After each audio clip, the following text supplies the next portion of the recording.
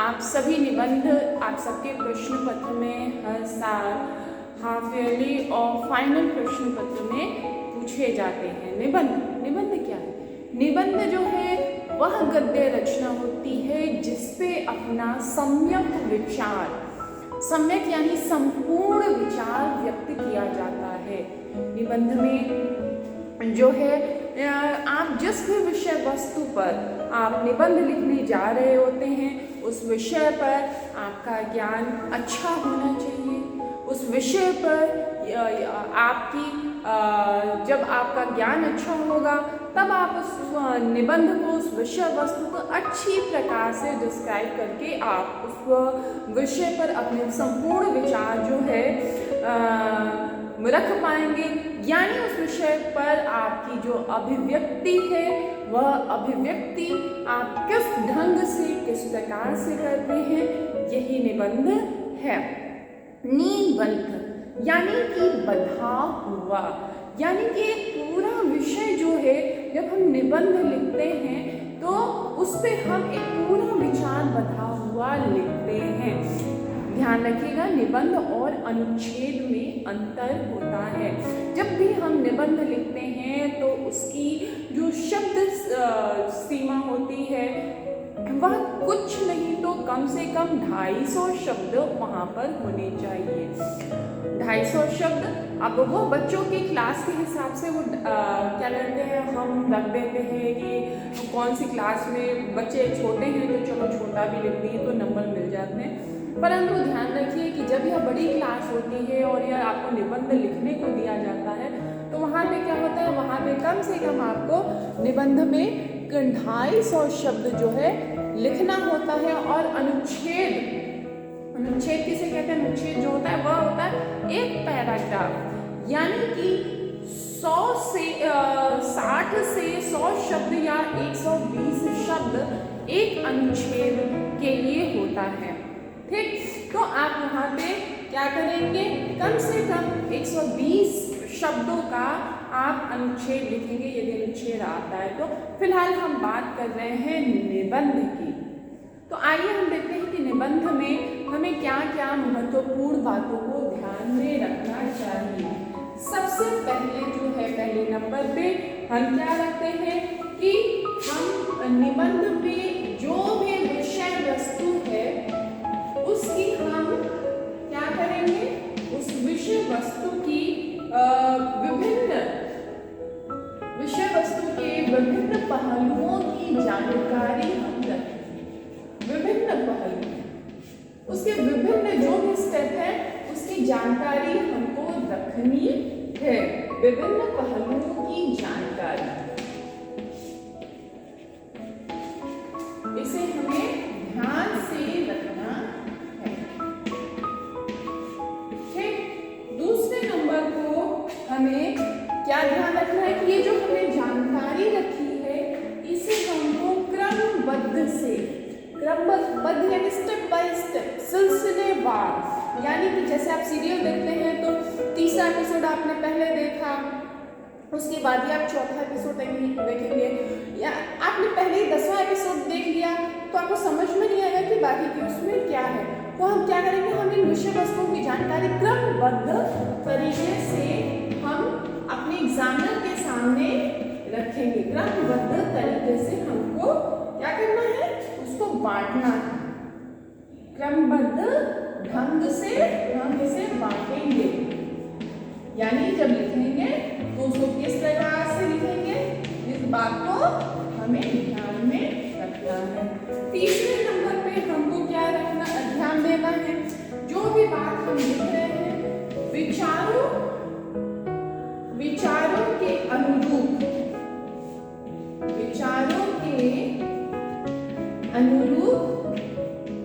हम क्या करेंगे, विचारों के अनुरूप सरल, मुहावरेदार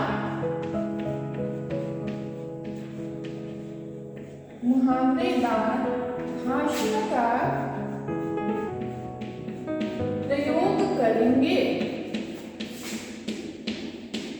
सरल मुहावरेदार भाषा का हमें प्रयोग करना है। फिर हमें क्या ध्यान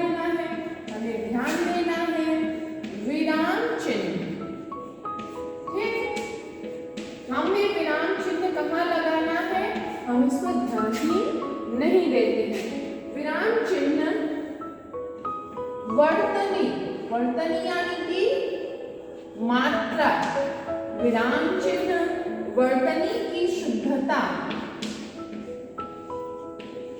विराम चिन्ह वर्तनी की शुद्धता का ध्यान रखना है, यानी मात्राएं जो स्पेलिंग मिस्टेक होती है वो न होने पाए।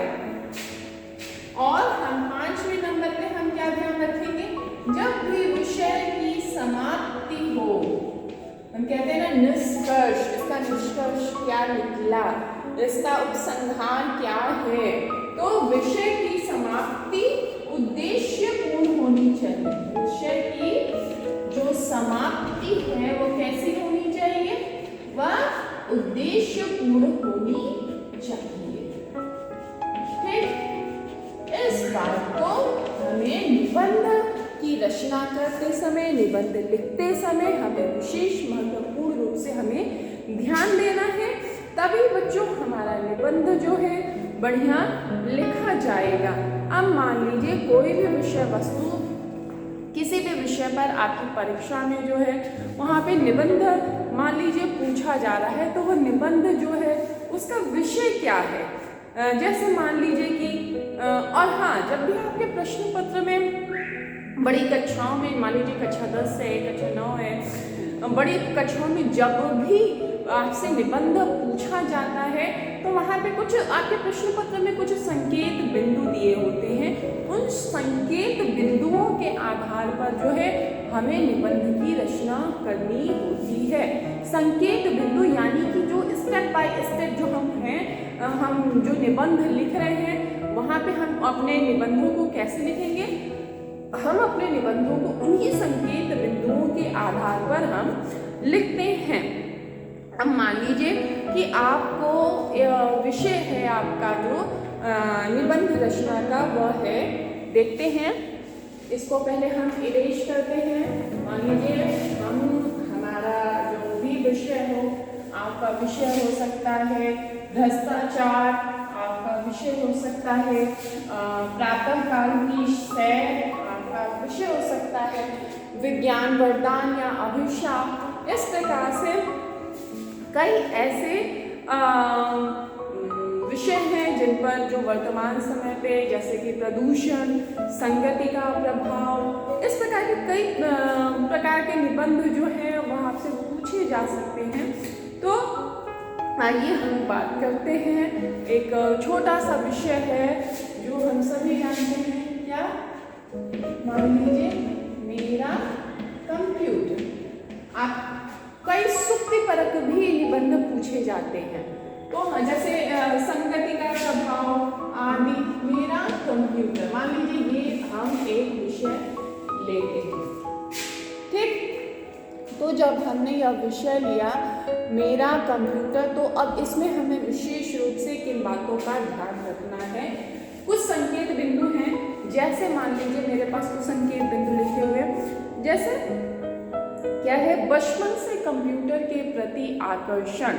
अब वो बचपन से कंप्यूटर के प्रति जो आकर्षण है वह क्या है, जो बचपन में हम सोचते हैं ना कि किस प्रकार से हम कंप्यूटर चलाएंगे, कंप्यूटर में ये सारी चीज़ें आती हैं। तो इन्हीं संकेत बिंदुओं के आधार पर जो है हमें उन पूरे विषय को बांट दिया है। तो पहला जो संकेत बिंदु है वह है बचपन से कंप्यूटर के प्रति आकर्षण।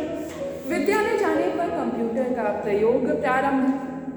घर में सभी बच्चे को तो कंप्यूटर मिलता नहीं है, परंतु विद्यालयों में अब जो है कंप्यूटर की उपलब्धता हो गई है, उसकी पढ़ाई भी अनिवार्य हो गई है। फिर है आपका एक संकेत बिंदु है कंप्यूटर संबंधी रुचि देखकर पिताजी द्वारा कंप्यूटर खरीदा जाना। अब कंप्यूटर मेरा अभिन्न मित्र, उस पर खेल खेलना, संगीत उत्पन्न करना, चित्र बनाना, रंगों का आश्चर्यजनक तरीके से उसका प्रयोग करना, प्रोजेक्ट बनाना, गणित विज्ञान आदि के कठिन सवाल कंप्यूटर पर हल करना, संबंधियों से ईमेल द्वारा संपर्क, जन्मदिन पर कार्ड बनाकर भेजना, कंप्यूटर ज्ञान का सागर, मनोरंजन का भी साधन, भावात्मक संतोष देता है, वह सच्चा मित्र है, यानी अकेलेपन में वह साथ देने वाला है। तो इस प्रकार के संकेत बिंदुओं के आधार पर जो है निबंध लिखना काफ़ी आसान हो जाता है। तो अब जैसे मान लीजिए इसका जो प्रथम संकेत बिंदु है बचपन से कंप्यूटर के प्रति आकर्षण, तो अब हम इसको कह सकते हैं आकर्षण था, मतलब वो मुझको लुभावित करता था, मुझे खींचता था, इस बारे में हमको लिखना है। फिर विद्यालय जाने पर कंप्यूटर का प्रयोग, जब मैंने आपको पहले ही बताया कि जब हम विद्यालय जाते हैं तो कंप्यूटर का प्रयोग करते हैं, तो किस प्रकार से पहली बार मैंने माउस छुआ तो माउस भाग रहा था, कंप्यूटर छूते समय डर लग रहा था कि कहीं कंप्यूटर खराब न हो जाए। फिर बाद में पता चला कि कंप्यूटर जो है तो अभिन्न मित्र है, ये तो खराब नहीं होता है, तो और अगर कभी कुछ गड़बड़ हो जाता है तो मेरे कंप्यूटर टीचर इसे तुरंत ठीक कर देते हैं, आदि आदि बातें। अब कंप्यूटर मेरा अभिन्न मित्र यानी अकेलेपन का साथी है, मेरा अभिन्न मित्र, मैं इस पर खेल खेलता हूँ, उस पर संगीत सुनता हूँ, तमाम सारी बातें हैं। और इसके द्वारा मैं ईमेल से अपने मित्रों से संपर्क स्थापित कर लेता हूँ, कार्ड आदि बनाकर भेज देता हूँ। ठीक, कंप्यूटर ज्ञान का सागर एवं मनोरंजन का भी साधन। तो कंप्यूटर क्या है? ज्ञान का सागर है। आप www लगाते हैं और उसके आगे क्या है, मतलब ये पूरा विश्व जाल, जो नेट का जो जाल है पूरा, उसमें हम कहीं से कहीं पे भी गोते लगाते हुए चले जाते हैं। तो किसी भी क्षेत्र में, चाहे हमें विज्ञान के प्रति कोई ज्ञान चाहिए, साहित्य के प्रति चाहिए, किसी भी विषय से संबंधित चाहिए, आपको वो सब कुछ सारी उपलब्धता पुराणों की, धर्म की, सब कुछ हमें कंप्यूटर पर उपलब्ध हो जाता है। तो कंप्यूटर क्या है? ज्ञान का सागर है। और क्या है? यह हमारे मनोरंजन का भी साधन है, साथ ही भावात्मक संतोष देता है। ये क्यों? क्योंकि वह हमारे हृदय के अत्यंत करीब रहता है, हमारा सच्चा मित्र बनकर हमारा साथ देता है, हमें सही मार्ग दिखाता है, सही ज्ञान देता है, कभी भी हमें भटकाने की कोशिश नहीं करता है। एवं क्या होता है? एवं मनोरंजन से हमारी उदासी को यह दूर करता है। तो बच्चों, आपको इस प्रकार से निबंधों को क्या करना है? संकेत बिंदुओं के आधार पर इसकी रचना करनी है। आप ऐसे ही और भी एक निबंध हम देख सकते हैं, जैसे मान लीजिए है संगति का प्रभाव। संगति यानी कि मनुष्य की जो संगति होती है, संगति, हम किसके संग में रह रहे हैं। अगर हम अच्छे के साथ में रहते हैं तो हमारा आचार व्यवहार विचार वह अच्छा ही होगा, और अगर हम अच्छे के साथ नहीं रह रहे हैं तो हमारा आचार व्यवहार विचार कैसा होगा? जरूर उसमें कुछ गड़बड़ होगा। तो उसी प्रकार से है, इसके संकेत बिंदुओं को हम देखते हैं। जैसे संगति बैठिए तैसोई फल होए, यह जीवन का सत्य है कि अगर हम चोर के साथ रहेंगे तो चोरी करना सीखेंगे, और अगर हम किसी ज्ञानी पुरुष के साथ होंगे तो हम क्या करेंगे? ज्ञानार्जन करना सीखेंगे कि हमें ज्ञान की भूख होगी, हमें कहाँ से कौन सा ज्ञान कैसे प्राप्त हो जाए। तो और दूसरा इसका संकेत बिंदु है सामाजिक प्राणी होने के कारण मनुष्य पर संगति का प्रभाव पड़ना। कहते हैं कि हमारे जो संगति है उसका प्रभाव जो है हम पर अवश्य ही पड़ेगा। यदि हम किसी धर्मात्मा मनुष्य के साथ में रहते हैं तो हमारे अंदर धर्म की बातें जगेंगी, और वहीं हम किसी राक्षसी प्रवृत्ति के साथ में रहते हैं, व्यक्ति के साथ में रहते हैं जो गलत संगत में रहता है, तो हम भी क्या करेंगे? कर्मी हो जाएंगे, हम भी गलत आदतों के शिकार हो जाएंगे, हम भी बुरे व्यसन को क्या करेंगे? अपना लेंगे। ठीक, उसी प्रकार से और तीसरा संकेत बिंदु है जिसके पास जो होगा वह वही दूसरों को देगा। मान लीजिए आप मेरे पास आ रहे हैं कुछ मांगने के लिए, मैं आपको क्या दे सकती हूँ? मैं आपको थोड़ा सा हिंदी का ज्ञान दे सकती हूँ। तो क्या है, जिसके पास जो होगा, आप एक गणित टीचर के पास जाइएगा तो वो आपको हिंदी में क्या समझाएगा? वो आपको गणित का ज्ञान देगा। ठीक, तो उसी प्रकार से जिसके पास जो भी होगा, आप दवा की दुकान पे जाते हैं तो वहाँ से हमको दवा मिलती है, आप अगर एक मिठाई की दुकान पे जाते हैं तो वहाँ से हमको मिठाई मिलता है। ऐसा नहीं कि दवा की दुकान से हमको मिठाई मिल जाता, मिठाई की दुकान से हमको क्या मिल जाएगा? दवा मिल जाएगा, ऐसा बिल्कुल नहीं है। तो हाँ, जिसके पास जो होगा वो वही देगा। यदि हम बुरी संगति में हैं तो हम आपको बुरी संगति ही देंगे, और अगर हम अच्छी संगति में अच्छे लोगों के साथ में हैं तो हम अच्छे लोगों का साथ, अच्छे व्यवहार, अच्छे विचार ही आपको देंगे। और अगला है, जैसे कुछ उदाहरण देता है, क्या कहता है? कदली सीप भुजंग मुख स्वाति एक गुण तीन, जैसी संगति बैठिए तैसोई फल दीन।